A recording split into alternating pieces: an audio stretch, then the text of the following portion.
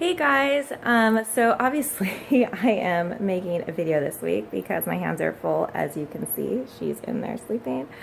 So here I am making a video for you guys. Thank you so much for, taking a moment and watching this.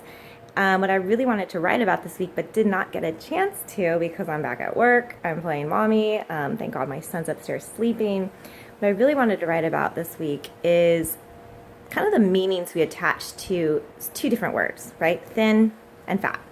The two amazing words that somehow are the only ones we usually use to describe our body at one point or another, or describe other people's bodies, or normal size, right? So I was really sparked to talk about this because I had a session this week with a client. I was training her and everything, and she's in recovery from an eating disorder, and she's in a really good place. And it was really interesting because she was telling me she went to go try on clothes in the mall.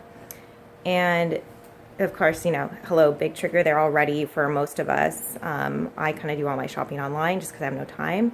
But she went to the mall, and here she is. She took in, kind of the sizes she's she's been wearing. And she's trying them on, and they don't go over her thighs. Right? That's just like, oh my God. Right? I could feel for her, and I'm sure you've had that experience. If not, you can just imagine what that feels like. And then so she's like, okay, well, wait a minute. This is really weird because, I know what size I am in this store, and I feel thin. I feel thin, right? It's kind of the same as saying I feel fat. She said, I feel thin, but I've gained weight because the size doesn't fit me anymore. So it was really interesting for me to hear her story because, right, most of the time we hear the words, God, I feel so fat. And in reality, if we were really to look at if we've gained weight or not, we really haven't when we say, I feel fat. Usually we equate that to, I feel lazy, I feel stupid, I feel all these beliefs that we attach to the word fat because of how we've been conditioned in our society. And we all know none of them are true, but we use the word fat to have this like all-encompassing meaning about how we're feeling about ourselves. So she chose to use the word, I feel so thin. Why are my pants not going up? So I thought this was really interesting because I've never had this experience before, right? I feel so thin. But I'm not. But what happened?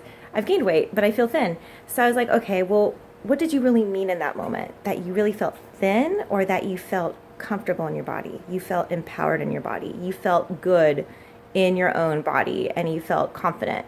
She's like, well, yeah. That's how I feel right now. I feel comfortable. I feel confident. I love the way I look. I love the way I feel in my body right now. So it's just weird because I feel so thin, but my pants aren't fitting. So something to really pay attention to in your recovery, right, is the verbiage you use, especially when you're talking to yourself.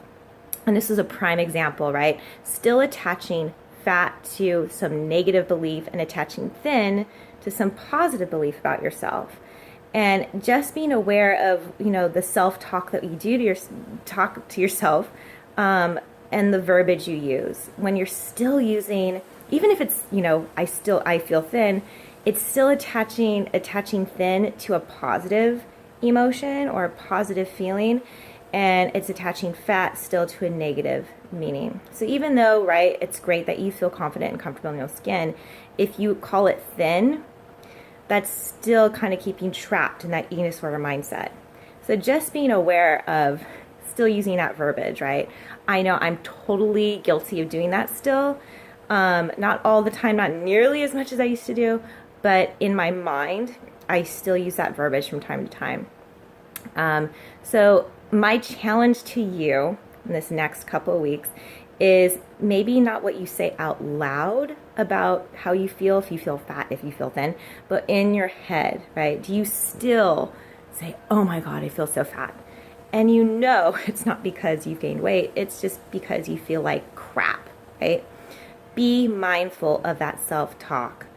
it's probably one of the hardest things to kick in recovery. So I challenge you to, when you do catch yourself, because you're being mindful, when you do catch yourself saying these things to you, even if you say, I feel so thin, really take a moment, step back and say, okay, what other word can I put in there other than fat or thin? What other word really describes how I'm feeling right now about myself? And then repeat that in your mind over and over and over. Because, you know, how we think is really what we believe. It reflects our beliefs.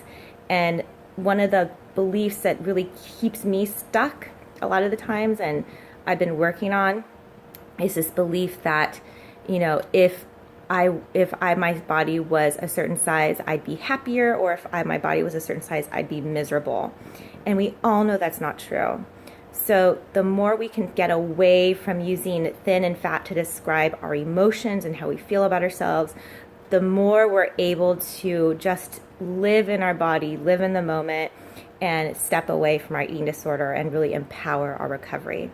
So thanks for watching this video, and hopefully I'll be able to write, unless y'all like videos instead, which I think a lot of people do nowadays because it's a lot easier to watch than read a whole bunch of stuff. So I'd love your feedback, and thanks again, and trust your body, follow your heart. This is Robin Baker for Intuitive Exercise. See ya.